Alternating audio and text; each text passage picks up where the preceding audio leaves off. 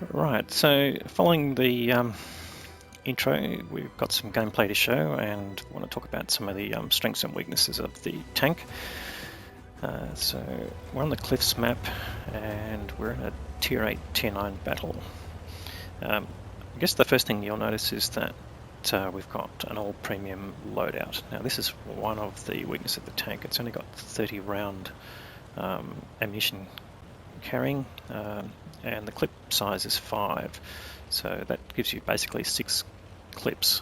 So you've got to choose whether you want to have 3 clips of standard, 3 clips of premium and no HE, or 2 clips of one of the 2 primary types of shells and 1 HE, or basically all standard, or with maybe 1 clip of HE, or all premium, etc. So given the likelihood of coming into Tier 10 battles with a Tier 8, and you don't know if that's going to be the case, I've gone with an all premium loadout, and that gives the best opportunity to pen. Now again, the gun characteristics in that sense are the same as the 105mm gun on the T32, the Tier 8 US heavy tank. So you can basically, whatever decisions you normally make there, but of course with that particular tank it's a single shot gun, so you can basically mix and match to your heart's content, because you don't have those limitations on the thing. Alright, now apart from that, the other aspect of the strengths of this tank is its low profile. So we've got a bit of a ground depression here, which we're using to get a hull down position there. We're not exposing much of our tank. But here we go, slight other weakness, the dispersion. You can see the size of the aim circle is bigger than the actual target there. So 0.38 currently, with crew with BIA skills, with food, and I'm trying to think whether we've got fence on this at the time. I think we do. So basically with all the adders that we can get, we're still only getting 0.38. So possibly one of the modules you might want to load is improved aiming to try and help with that. So we do have V-stabs on there, so we could probably swap V-stab for improved aiming to improve the base aim if that was a real problem. But it's not always, so I think it's situational. You may decide that that's not really necessary. Alright, so alright, again, the low profile here, we might just zoom out and we can show it from, so we don't have a zoom there. You can see the size of the tank is actually, the hull itself is very low. It's got a big turret on it, as you can see, sort of oversized turret in that sense. And it's the commander's hatch on top. Is considered a weakness, but to be honest, I haven't had a lot of people targeting it. Maybe that's people aren't used to it and so on, but in terms of a weakness of the tank, that's possibly would be considered one. But you're a pretty mobile tank. There's a few things there. The both the gun traverse and the tank traverse are pretty instant. They're 50 degrees per second. No, not per second. Per minute, I think it is. So whatever it is in the stats, but it's a pretty high rate. So you find yourself actually over rotating quite a lot. But that also means that if you once you get used to that, your ability to swivel your turret around and basically get the commander's hatch out of, or the cupola, away from people, that's certainly a possibility. The other thing, I suppose the camo's not all that strong, but we're running camo on the tank, but we actually haven't got any camo skills yet because we just put in a fairly new crew, so only got 3 skills.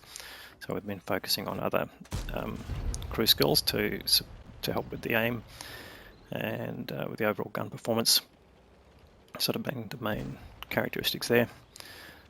So I think the standard camo is actually pretty low in that context. So yeah, but on the flip side, the ability to spot is quite high. So the base view range is 390, and if you're running situational awareness and recon and that's crew skills, then you're getting, I think we're getting 447 view range out of this as standard. So you can see here we're getting spotted. That's our camo at work, and we're relatively close to this IS-3 too. But the our ability to spot is pretty good there. Anyway, so managing to put some damage out. It's actually been a pretty good game from a damage perspective. So getting over 4K, which is nice, and it does show the potential of the tank if you can keep your gun running. We're down now to our last 9 rounds in total, so again talks to the ammunition carrying capacity. So I think, yeah, if you're not careful with your blind shots, you've got the potential to run out of ammunition. But in general, overall, I think it was about 2k DPM is the average. I think we get it, bump it up slightly with the crew skills and ammunition, but quite a reasonable tank in that respect. So overall, pretty happy with it, to be honest. Good average damage in games and ability to take advantage of most map features, but definitely best when you can get into your hold downs, and you know, small depressions will actually suit you in that respect using the 10 degrees of gun depression.